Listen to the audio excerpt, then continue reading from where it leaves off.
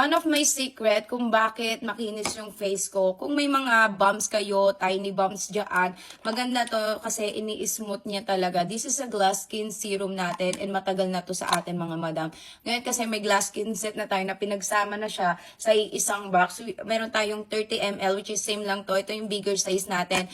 Meron na tong kasamang facial wash which is ito yung glass skin facial wash natin. May kasama na rin tong sunscreen na 10 grams and toner. Yung toner ko kasi ginagamit ito. Yung toner na nasa glass skin set, ito rin yun.